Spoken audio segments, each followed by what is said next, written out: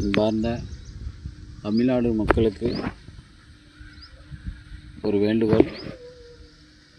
நேற்று பார்த்துருப்பீங்க, நம்ம கரூர் நடந்த சோகமான சம்பவம். குழந்தைகள் உட்பட 29 பேர் பலியாகிருக்காங்க. எல்லாம் அந்த அரசியல்வாதினால தான்.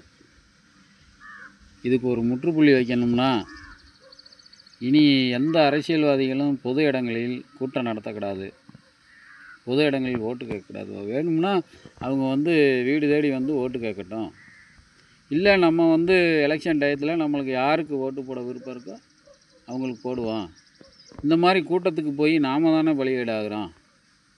அதனால் இந்த அரசுக்கு தமிழ்நாடு மட்டும் இல்லை, ஒட்டுமொத்த இந்தியாவுக்கும் இது நடந்தாலும் சந்தோஷம்தான், உலகம் முழுவதும் நடந்தாலும் சந்தோஷம்தான். இந்த சட்டம் யாருக்குமே அனுமதி கொடுக்கக்கூடாது. எந்த கட்சி அரசியல்வாதிக்கு யாருக்குமே அனுமதி கொடுக்கக்கூடாது. எலெக்ஷன் டயத்தில் மக்களுக்கு தெரியும் யாருக்கு ஓட்டு போடணும் போடக்கூடாதுன்னு அவங்களுக்கு தெரியும். இல்லைன்னா நீங்கள் ஆன்லைன் வாயிலாக பிரச்சாரம் பண்ணிக்கிங்க. இந்த மாதிரி கூட்டத்தை கூட்டி ஏழை மக்கள் எத்தனை பேர் இறந்து போகிறாங்க, எத்தனை காசு கொடுத்தாலும் அவங்களுக்கு இந்த உசுருக்கு ஈடாகுமா? நீங்கள் சொல்லுங்கள். அறிவார்ந்த மக்கள் நாம் தான் சிந்திக்கணும். ஆமாம், இனிமேல் எந்த கூட்டத்துக்கும் நாம் போகக்கூடாது, நாம் உறுதியாக இருக்கணும். ரெண்டாவது, இந்த கரூர் நடந்த சம்பவத்தை சும்மா விடக்கூடாது. இது அவசர சட்டம் கொண்டு வர சொல்லணும். நாம் தான் ஒவ்வொருத்தரும் நம்ம போராடி நம்ம மக்களை நம்ம தான் காப்பாற்றணும்.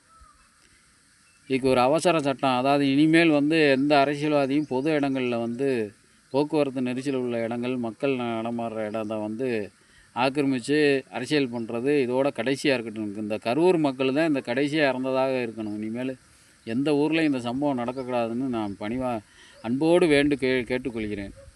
எல்லோரும் இதுக்கு சப்போர்ட் பண்ணுங்கள். இந்த வீடியோவை ஷேர் பண்ணுங்கள். எல்லாத்துக்கும் நல்லது நடக்கட்டும். நன்றி, வணக்கம்.